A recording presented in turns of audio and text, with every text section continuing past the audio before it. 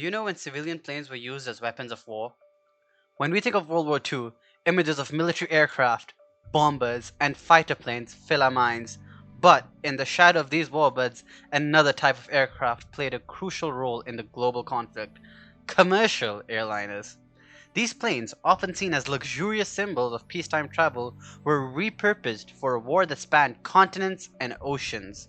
One airline in particular took on a daring and pivotal role in the war effort: Pan American Airways, or PanAm. Known for its luxurious clipper flying boats, PanAm transformed from a commercial airline into a covert player in World War II. Today, we'll explore the fascinating story of PanAm's clipper fleet and its secretive contributions to the Allied war effort, transporting vital cargo and personnel across the globe.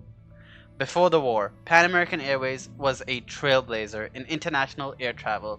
Its famous Clipper flying boats was the epitome of luxury, offering long-range flights across oceans in unprecedented style.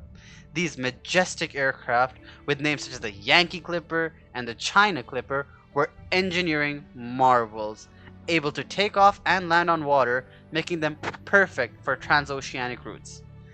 In the late 1930s, Pan Am was already expanding its network across the globe, connecting the Americas to Europe, Asia, and Africa. The Clipper fleet symbolized progress, luxury, and the promise of a more connected world. But when the world went to war, these symbols of peace quickly became assets in a fight for survival. As tensions in Europe and Asia escalated, the US government realized that Pan Am's Clipper fleet could be repurposed for military needs. These flying boats were already capable of reaching remote locations and carrying heavy payloads, both crucial for wartime logistics. In 1941, just months before the US officially entered World War II, President Franklin D. Roosevelt secretly ordered Pan Am to work with the military. Pan Am's civilian Clipper fleet was transformed into a covert extension of the US military. Pilots, once focused on providing excellent service to passengers, were now transporting diplomats, military personnel, spies, and critical supplies. One of the most significant missions came in the form of an agreement with Britain. Pan Am's Clippers were tasked with ferrying supplies and officials across the Atlantic, bridging the gap between North America and Europe and other dangerous conditions. These flights were top secret, with crews operating as civilian contractors but serving under military orders. The Pacific theater of World War II was an immense battleground, spanning thousands of miles of ocean dotted with isolated islands. Here, Pan Am's Clippers played a vital role.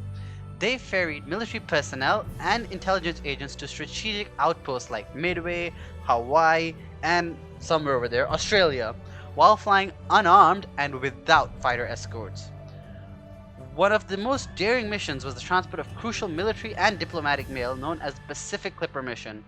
Just after the attack of Pearl Harbor in December 1941, a Pan Am Clipper was caught far from the US, flying in the Pacific near New Zealand.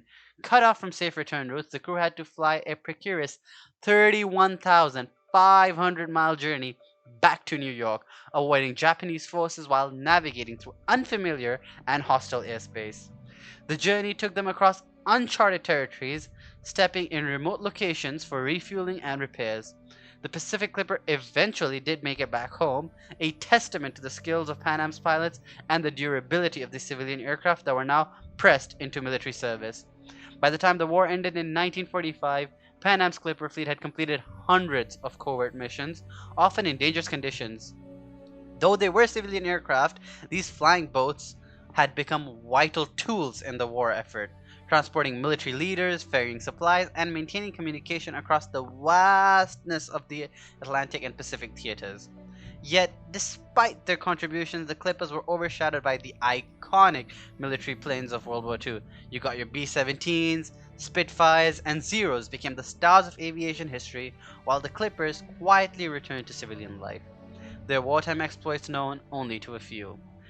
But the legacy of Pan Am's Clipper fleet lives on in the world of commercial aviation. These planes laid the foundation for the post-war aviation boom, where international travel became more accessible and global airlines rose to prominence. and in a way, the Clippers also symbolize the adaptability of commercial aviation, showing how civilian technology can be repurposed to meet the demands of war.